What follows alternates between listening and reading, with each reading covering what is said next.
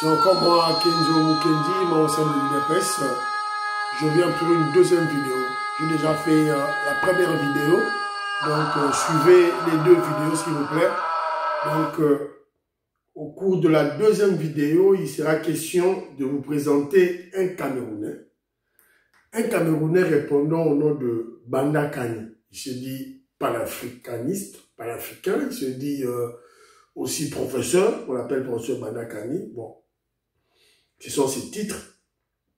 Alors, il n'y a pas longtemps, il est vilipendé le président Félix Tshisekedi, critiqué sans respect, sans estime, le chef de l'État, le président Félix Tshisekedi.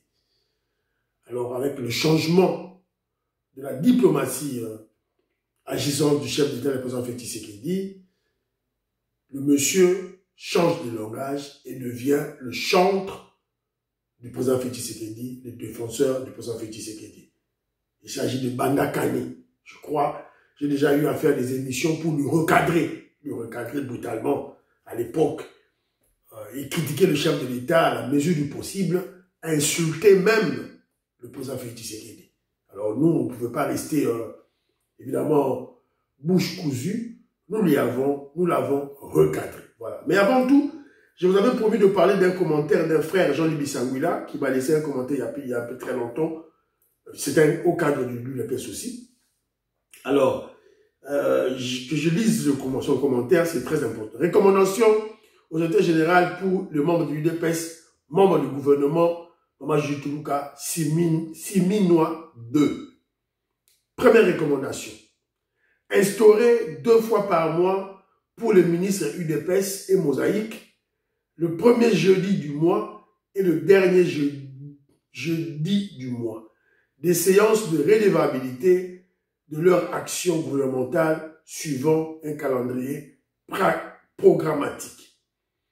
On pourra formaliser un dispositif avec quelques experts journalistes ou communicateurs du parti régime pour évaluer et suivre à travers des indicateurs SMART sur le PAG et sur les 6 engagements du chef de l'État. Dans ces conditions, le ministre convoqué sera accompagné des membres de son cabinet. On saura évaluer le nombre de cadres du parti recrutés. Ceux des ministres réfractaires, récalcitrants, têtus, qui ne répondront pas, le secrétaire général tirera toutes les conséquences politiques. On peut réfléchir sur le format et la participation de hauts cadres du parti pour proposer des solutions au passage de chaque ministre, ce dans le respect et la sécurité. Jean-Louis Bissangouila. Voilà, donc il propose que les ministres UDPS et de la Mosaïque qui viennent séance tenante dans les matinées politiques, qui puissent voilà, faire leur exercice de redevabilité, expliquer au peuple leurs actions, qu'est-ce qu'ils ont fait concrètement. Voilà, c'est un peu ça. Moi, je crois que c'est une très bonne idée, Le secrétaire général Augustin Kabouya, président AI de l'UDPS, doit quand même saisir cette opportunité, parce qu'il a déjà donné un goût sur les matinées politiques, surtout qu'il a placé un écran géant, une grande télévision, pour projeter des éléments, évidemment, une manière pédagogique de communiquer avec les membres de l'UDPS qui forment la base de l'UDPS. En tout cas, pour cela, bravo, CG Kabouya. Voilà. Alors, maintenant, on a présenté Bino Banda Kani. Qu'est-ce qu'il dit? Qu'est-ce qu'il dit? Suivons. Kabila a passé 18 ans au pouvoir. C'est la question de FDLR. Comme Bertrand a dit qu'il a chassé le commandant Bachir et consorts. Mais il a fait 18 ans. On devrait parler du FDLR. Puisqu'il a 18 ans pour finir avec ça. Kabila, c'est un Rwandais. C'est un agent de peuple. Maintenant, le débat est clos. C'est un sous-préfet de Kagame. Le débat est clos. Monsieur Kabila, c'est un pantin du Rwanda. Le chef de l'État de la RDC s'appelle Paul Kagame pour le compte des États-Unis. Voilà la situation jusqu'à ce qu'aux États-Unis arrive un changement. Trump, différent entre guillemets de l'État profond, arrive au pouvoir. Tshisekedi qui a fait au moins 15 visites aux États-Unis n'étant jamais reçu. Quand l'État profond dominait, a fait une fois, qui peut le recevoir. Voilà le changement de la donne. Voici le but de l'accord. C'est qu'il y a plus intelligent et simple que vous nous croyez. Le but c'est que, ok, que les parents de Kagame le neutralisent. Parce que si l'accord est signé pour les minéraux Bertrand, Blackwater va arriver. Ce n'est plus l'armée de la LNC qui va sécuriser le point, c'est Blackwater. Pour leurs minéraux. C'est pour ça que le comité de surveillance existe. C'est-à-dire que sur les Américains, si de là tu m'as dit depuis. Voilà pourquoi Kagame lui-même est en train de dire que la pression m'a piégé. Il dit qu'on m'a piégé. Il a commencé à défier les États-Unis dans ses sorties. Et on sait comment ça va finir. Ça va finir. Donc, le but de c'est quoi? Voici sa stratégie. C'est que, ok, si les Américains s'impliquent, forcément, ils vont sécuriser les deux provinces. C'est Blackwater. C'est dit, ils vont venir sécuriser. Donc, comme vous avez les minéraux, vous êtes obligé d'apporter la sécurité. Entre-temps, c'est là où je me distingue de vous. L'accord m'intéresse parce que ce n'est pas un accord exclusif, Bertrand.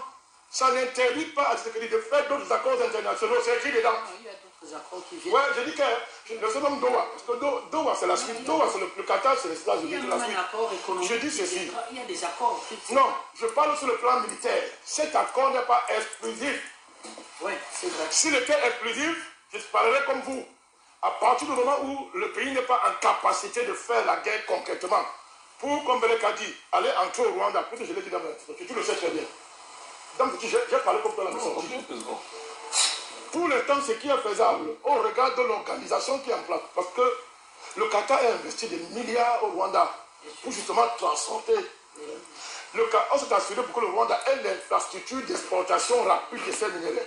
En RDC, ça n'existe pas. Ça n'existe pas. Le temps qu'on crée ça, le temps qu'on fait tout ça, le pays fait quoi? Le pays fait quoi? Les Wazalando, on peut être ce qu'ils sont, mais ce n'est pas une armée organisée. Il faut que l'armée émerge avec un nouveau commandement. Après que l'armée ait été phagocytée pendant près de 30 ans par le Rwanda. Et l'Ouganda. L'Ouganda, pour l'instant, même un peu peur. Il fait tendance de fuir. Mais il est là. L'Ouganda est là. Il est là. Il est là. Donc, quand tu sais que d'ici la fois avec l'Ouganda, il croit que Museveni est sincère. Après, je donne compte qu'on l'a dupé. On l'a dupé. Pourquoi on le dupe? Pourquoi on le dupe? Parce que les généraux de l'Amérique du Tshisekedi, chacun sont tous dans l'affaire des mines, des carrés de mines. Chacun veut s'enrichir. Chacun veut s'enrichir. Le président fait quoi? Le président fait la magie. C'est pas quand même le président d'aller faire la guerre sur le terrain. Quand le président décide que, bon, ok, allez faire la guerre, on dit qu'on ne fait pas la guerre. Les généraux donnent l'information au gars du 1-23. Il paraît même présent que quand il y a réunion militaire de haute sécurité avec Tshisekedi, la réunion finie, Kagame et Museveni lui sortent le compte rendu de la ville. Mais c'est clair et net. Je dis c'est incroyable. Je dis c'est incroyable. Alors, je voudrais continuer.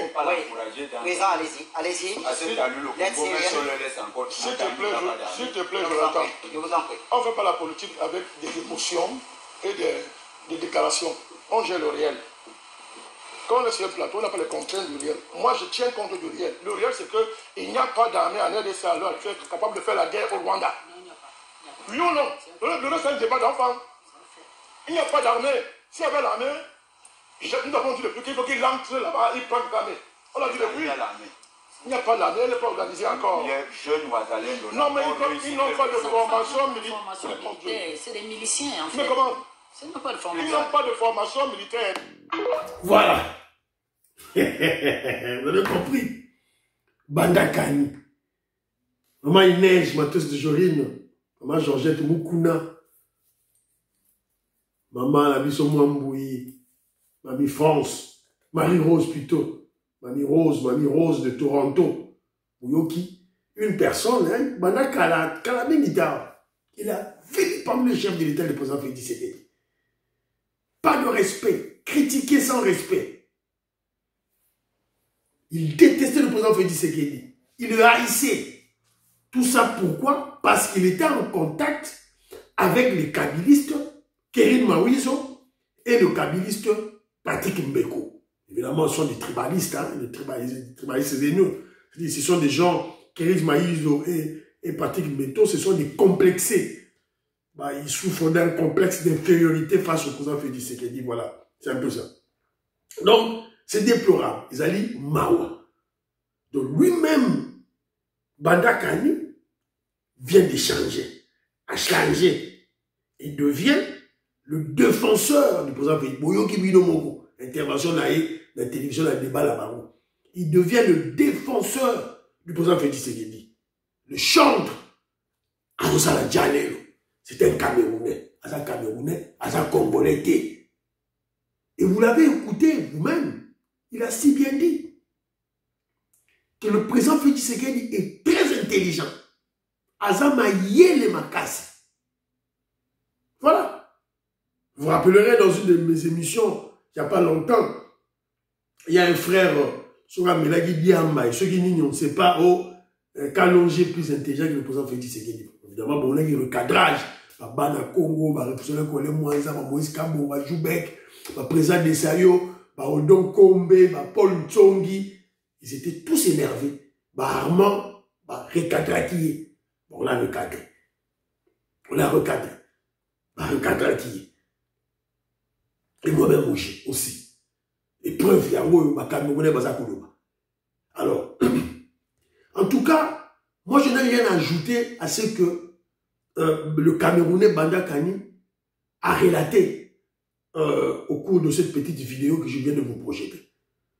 Donc vous allez comprendre que c'est une personne qui suit les événements de la RDC, évidemment, plus précisément de l'Est, à la loupe. Il ne manque de rien, il manque rien.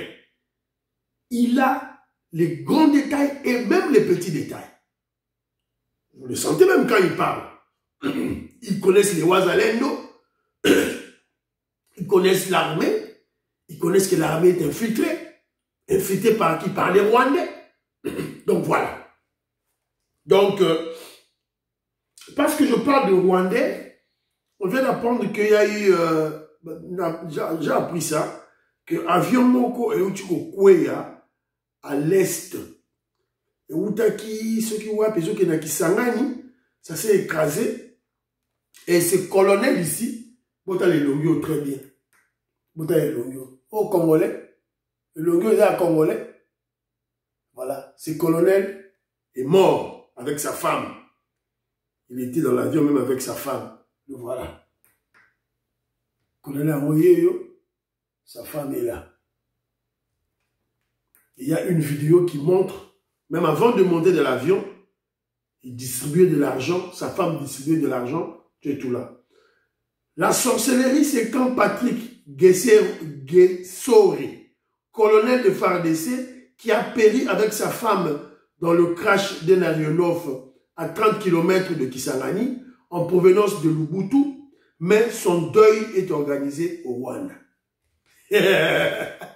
Il est colonel de FARDC, mais il est mort, son deuil est organisé dans Rwanda. Et lorsqu'on dénonce ce genre de choses, il y a certains Congolais qui protègent, tant qu'ils ont dénoncé. Et Longi Oyo va te Longi Oyo. Attends au Kangi Misu. On doit t'expliquer que ça c'était Rwandais. On va expliquer un mot. On va bloquer, on va brassage, on va mixage. Voilà. Donc, Avieux Koyaki, et je crois que vous avez suivi ça, Avieux Koyaki, voilà, il est mort, et voilà.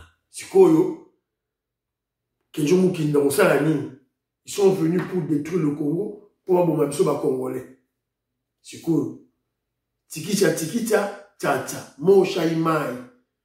On doit tout faire pour éliminer l'infiltration rwandaise dans les FARDC. J'ai dit tout faire.